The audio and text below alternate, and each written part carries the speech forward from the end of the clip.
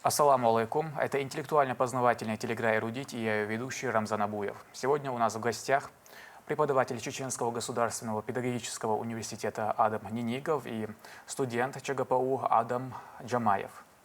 Машдойл. Адам, расскажи, пожалуйста, какие предметы ты вообще преподаешь?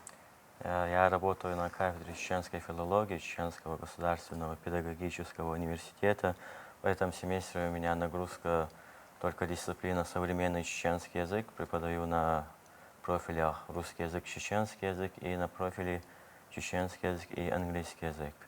Работа в общем нравится, потому что интересно бывает работать с студентами. Чеченский язык сегодня находится в условиях жесткой интерференции, когда все маленькие дети, порой и взрослые, особенно мужчины, говорят на русском языке, когда мало говорят на родном чеченском языке. И мы стараемся на данной кафедре, чтобы студенты, они будущие учителя, правильно доносили до своих учеников методику преподавания чеченского языка и литературы. Адам, у тебя профиль чеченский язык и английский, чем вообще обусловлен такой выбор? Если честно, я еще со школьной скамьи, если так можно сказать, любил сравнивать разные языки. Вот как сказал мой преподаватель по совместительству, друг, интерференция, инкаляция и другие умные слова, которые используются в лингвистике.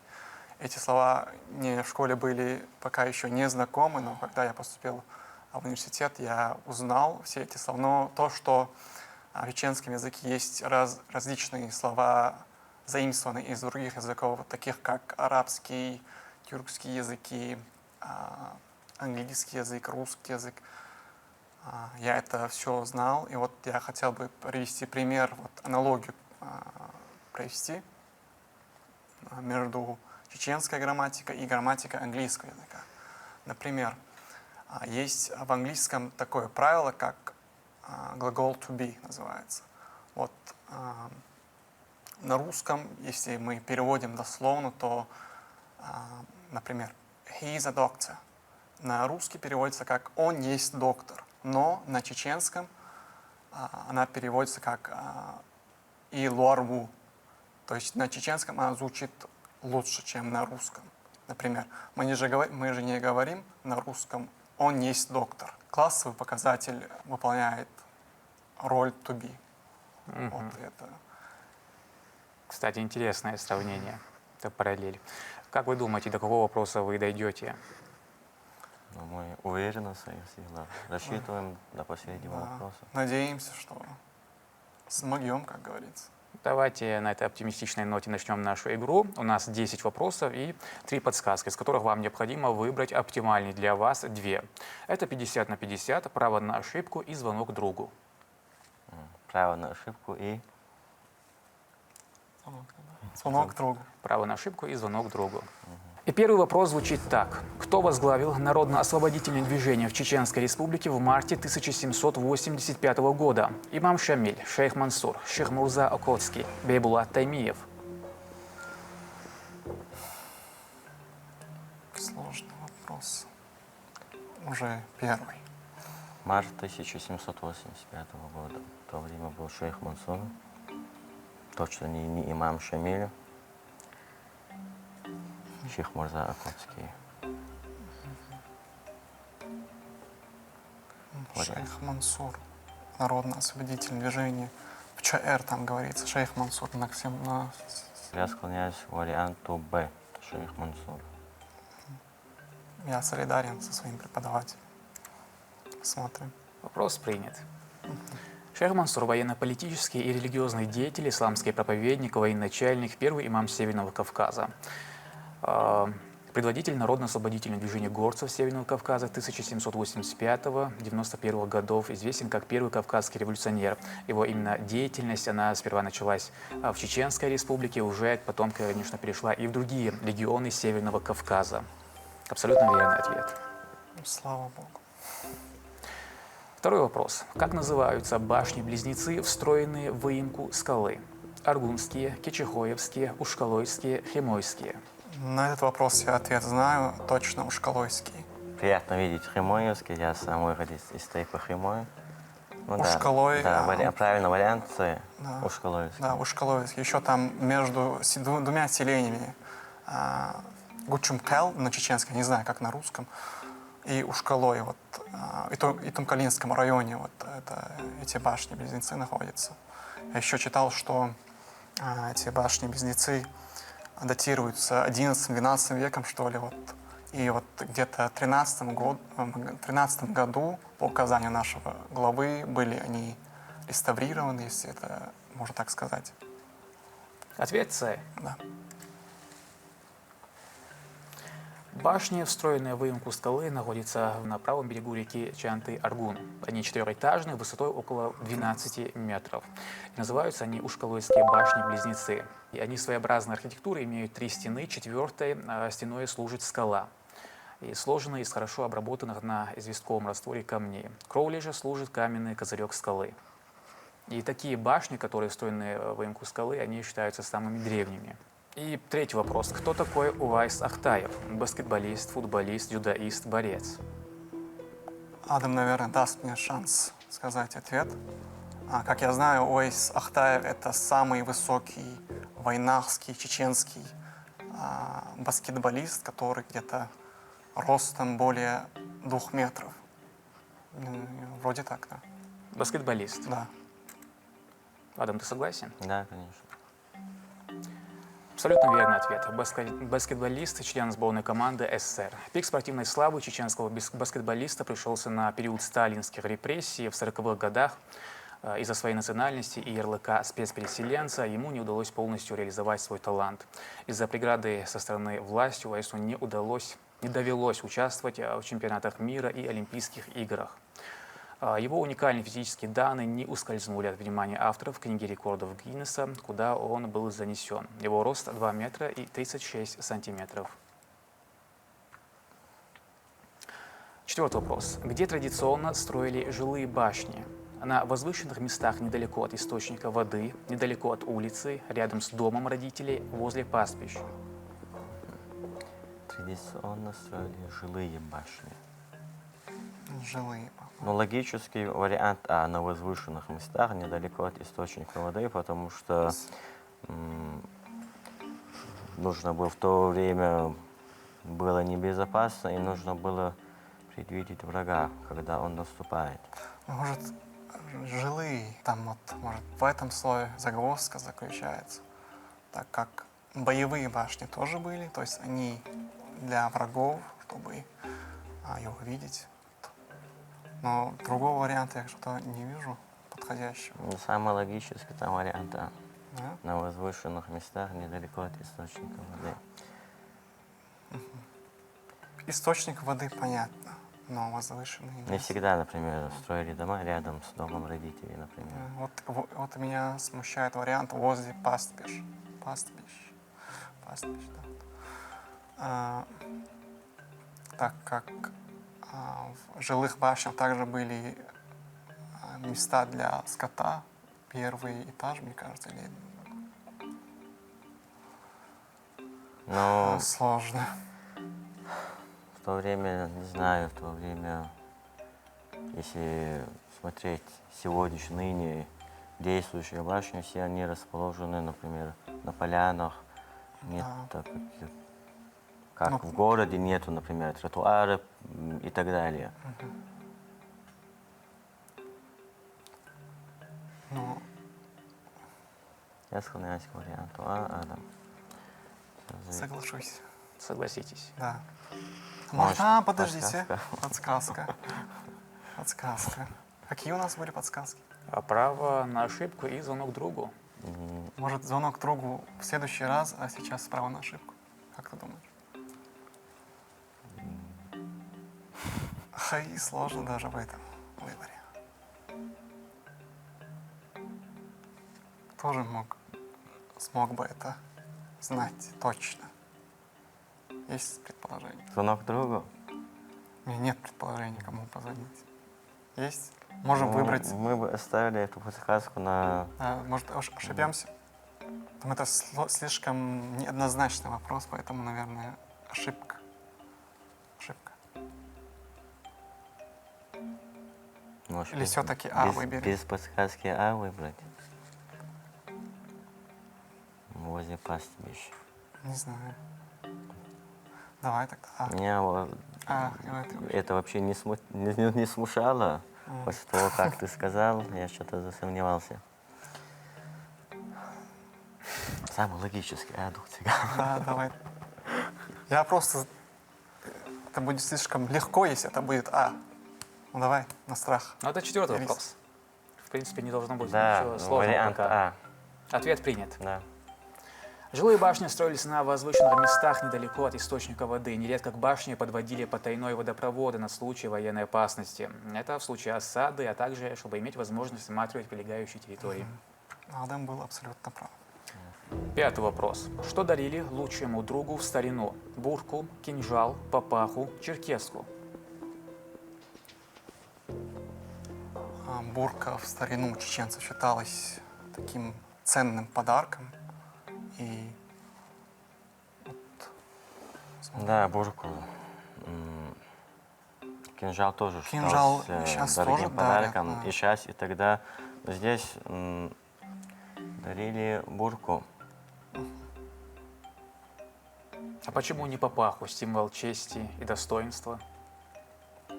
Головной убор в то время очень щепетильно к нему относились. может кто-то посчитал бы подарок папахе, что у него этого нет, наверное. Возможно. Да, вполне возможно. Такая гипотеза. Давайте на страх и риск вариант А. Дальше, Адам, как ты скажешь, выберем подсказки. Хорошо. Вариант А. Ответ принят. Бурка имела в жизни горцев большое не только практическое, но и ритуальное значение. Когда рождался мальчик, его заворачивали в бурку, чтобы вырос настоящий мужчина. Это абсолютно верный ответ. Умер мужчина, его провожали в последний путь, накинув на него его собственную бурку. Лучшему другу на Кавказе всегда дарили бурку в знак особого уважения к нему. Пока неплохо. Шестой вопрос. Закончите пословицу. Терпение – основа победы, счастья, испытания, жизни. Если спросить меня, терпение – основа жизни. Везде нужно терпение. Жизнь это и есть жизнь, то есть есть и счастье, и испытания, и победы. Наверное, жизнь.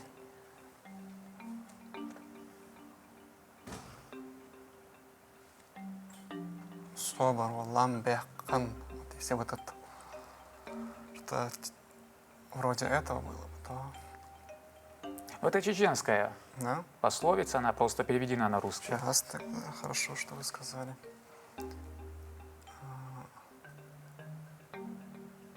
Собор Дахаран Бухбу.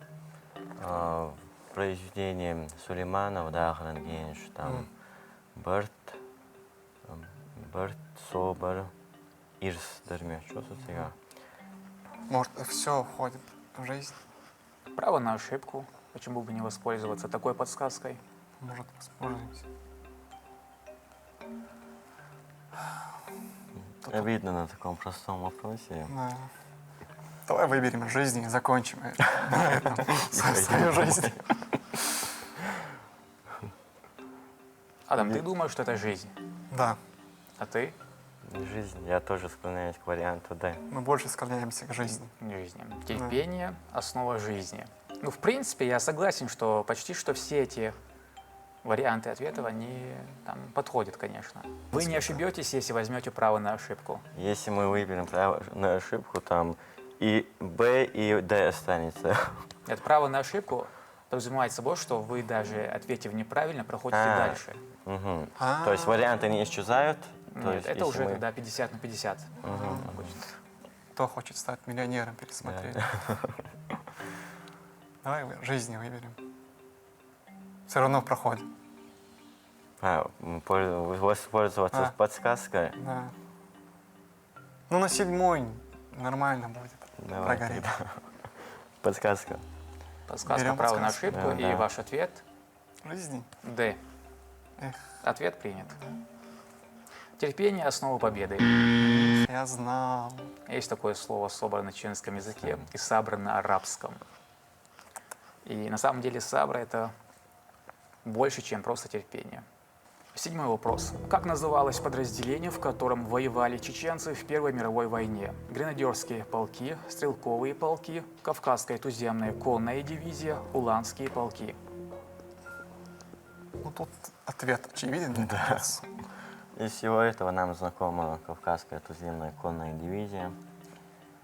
В свое время... А стрелковые полки не подразумеваются. Чеченцы — это татары или другая национальность. И да, и остальные, Ну, мне кажется, точно, 100% уверенно, вариант С. Конная дивизия, как в народе Ответ С. говорят. Да. так дикая дивизия, мне кажется. Ее еще прозвали. Да, дикая дивизия.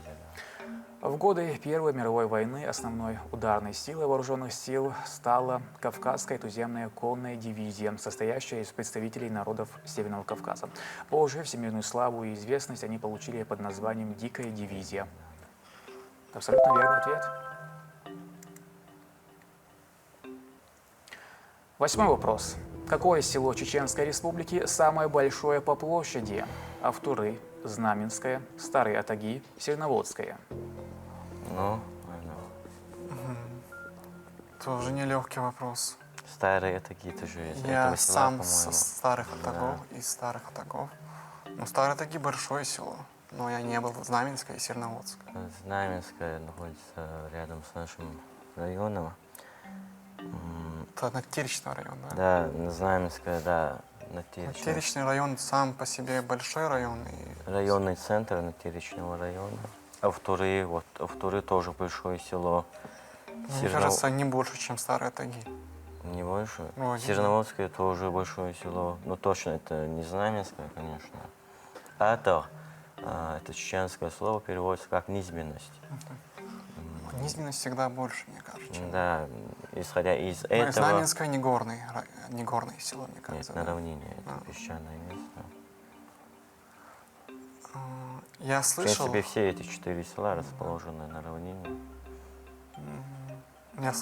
я слышал, что Старые Таги когда-то давно еще считались как-то неформальной столицей, что ли, вот, неофициальной столицей Чечни, столицей кованых изделий, особенностей сабель, мечей. Может, воспользуйтесь Я подсказкой? Девятый Проиграть жалко, когда Хирдац. Hangi doğru? Muslim vereceğim bir sultana. Да. Твой собак хороший, хороший, богатый. Телефон твой лаял.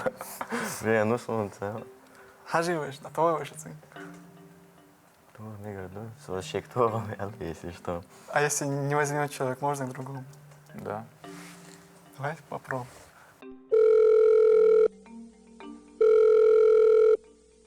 Ассаламу алейкум, Муслим. Это ведущий интеллектуально-познавательной игры «Эрудит» Рамзан Абуев. И у нас принимает участие твой друг Адам, его коллега, его друг. Тоже Адам.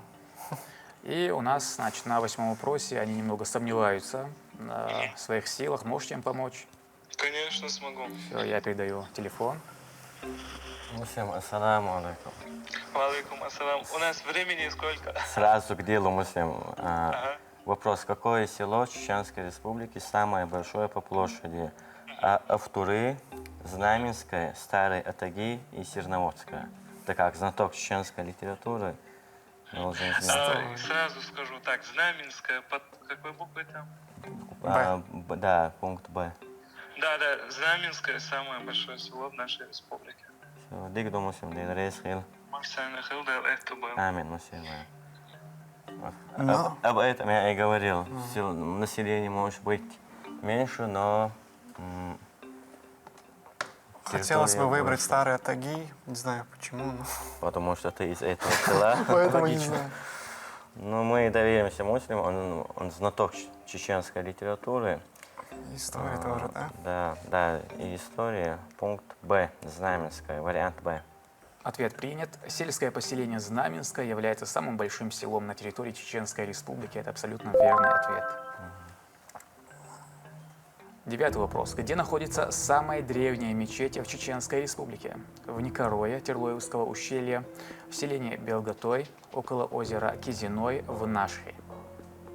Ну, Сложный Нашва вопрос. это когда-то была столицей Чеченской Республики, и Мехкал. да, Мехкал собирался там. Нашха, недалеко от Нашха было селение Моцпар, там находился котел большой, где были написаны 7 тейпов. Но самая древняя мечеть это в селении Белоготой, по-моему, 1770 год, если я не ошибаюсь. Селение Белоготой, вариант Б. Может, Нашхе, как колыбели чеченского народа? Нет, в мечети там не говорится. Не говорят. Если о бы, мечети наверное, нет. сохранилась бы мечеть Да. наших, то возможно. Но на данный момент в современных реалиях Белготой, я тоже придерживаюсь этого варианта. Ответ Б. Ага. Ответ принят. Мечеть села Белготой – одна из самых старых мечетей Чеченской Республики. Абсолютно верный ответ. Как ты говорил, Адам, это год постройки 1770-е. По рассказам старожилов, на месте нынешней мечети в 17 веке был выделен и огорожен участок для коллективной молитвы, предположительно, в 1691 году. На этом месте была построена деревянная мечеть. Когда она устарела, белготойцы разобрали ее и собрали средства для строительства новой мечети из камня. И в период советской власти в мечети находился колхозный склад. В настоящее время святыня является памятником культурного наследия. 10-й финальный вопрос. Что является одним из методов остановки кровотечения из ран в чеченской народной медицине? Прикладывали к ране пережженную кость, оборачивали шкурой свежеубитого животного, мазали сырым куриным яйцом, использовали листья подорожника. Действительно, нелегкий вопрос, я вам скажу. Это финальный. Да. Это логично даже. Но в других культурах вот, кровотечение часто останавливали методом прижигания. Я слышал такое, не знаю, именно чеченской народной медицины, как они останавливали кровь. И Вот. здесь написано одним из методов. Да? Методов было несколько.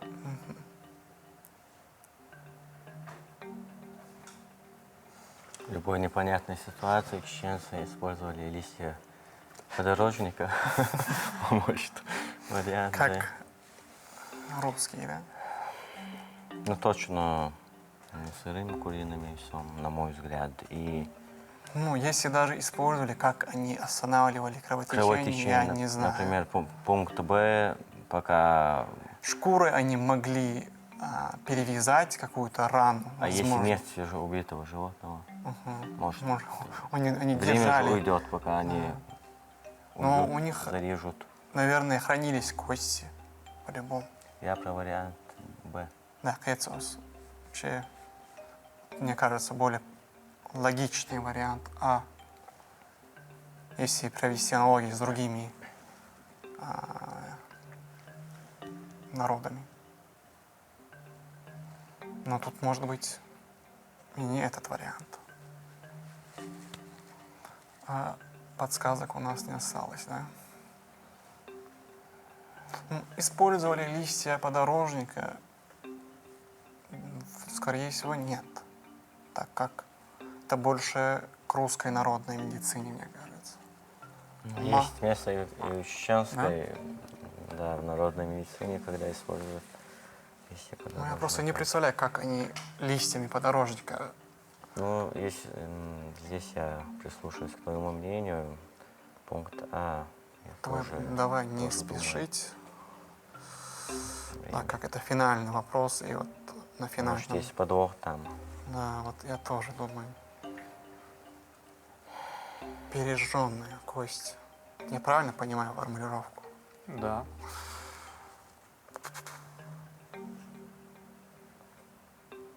Ну, если даже ошибемся, не так страшно. Да, 10-й вопрос. Финальный вопрос. Но хотелось бы, чтобы... Доверюсь к тебе, выбери то, что хочешь. все равно дошли до 10-го вопроса, неплохой результат. Ладно, дискуссия. сейчас был 5 пунктов, тот, когда выбрать ее. Как я сказал, я в медицине не силен, Адам, я доверюсь тебе, то, что ты выберешь. Ну, была не была, вариант А. Адам, а ты силен, да, в медицине? Нет, не силен. Ответ принят. Для остановки кровотечения из ран применялись различные методы.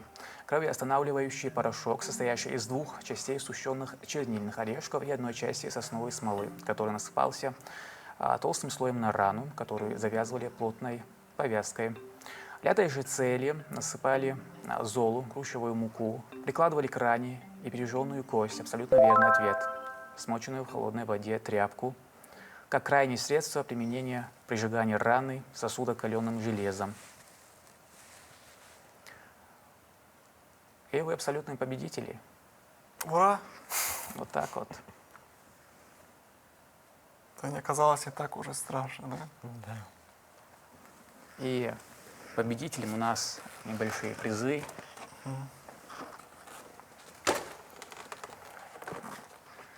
Я, можно сказать, рад, что я принял участие в этой викторине, игре, да?